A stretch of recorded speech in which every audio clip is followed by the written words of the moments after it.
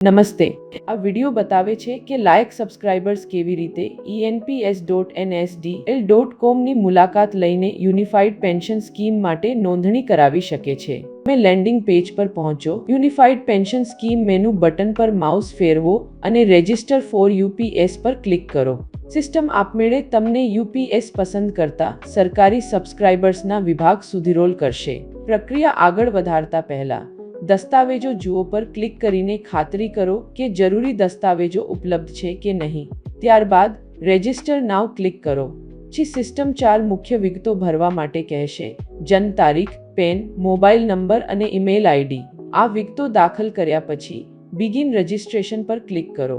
System પૃષ્ઠભૂમિમાં વિગતો ચકાસશે. એકવાર વિગતો ચકાસાઈ જાય પછી આધાર અથવા ડિજિલોકર મારફતે નોંધણી શરૂ કરવા માટે વિન્ડો દેખાશે. અહીં આધાર પસંદ કરાશે.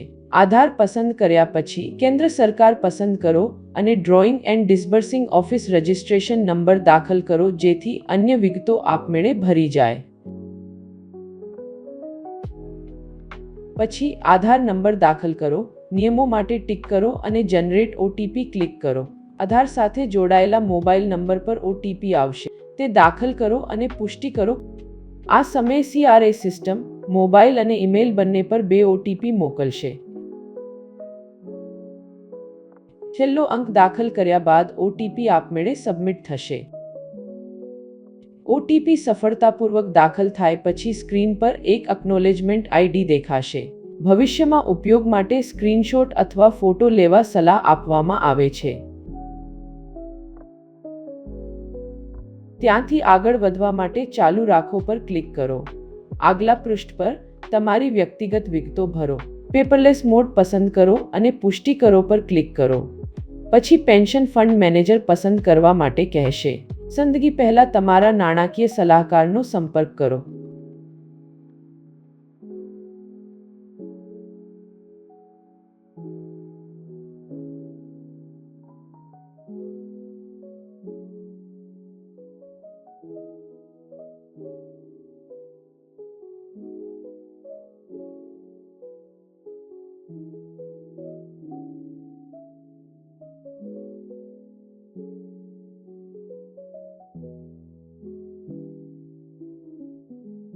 સ્ક્રીનની જમણી બાજુએ બેંક અને જીવનસાથી વિગતો ઉમેરવાનો વિકલ્પ હશે.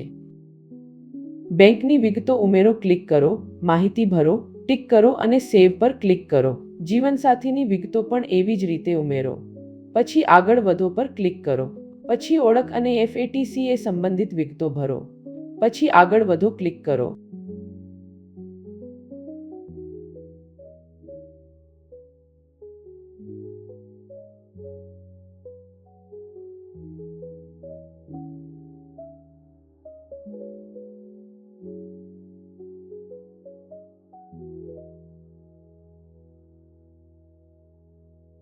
પછી 5 MB કરતાં ઓછી ફાઇલ JPEG/PDF ફોર્મેટમાં અપલોડ કરો અને આગળ વધો ક્લિક કરો.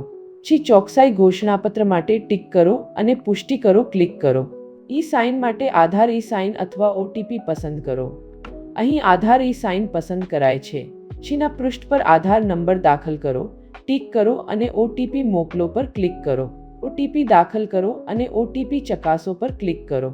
ઓટીપી સફળતા પછી યુપીએસ નોંધણી શરૂ થઈ છે, પણ પ્રક્રિયા હજી પૂરી નથી. સ્ક્રીનશોટ લો અને ડાઉનલોડ રજિસ્ટ્રેશન ફોર્મ પર ક્લિક કરો.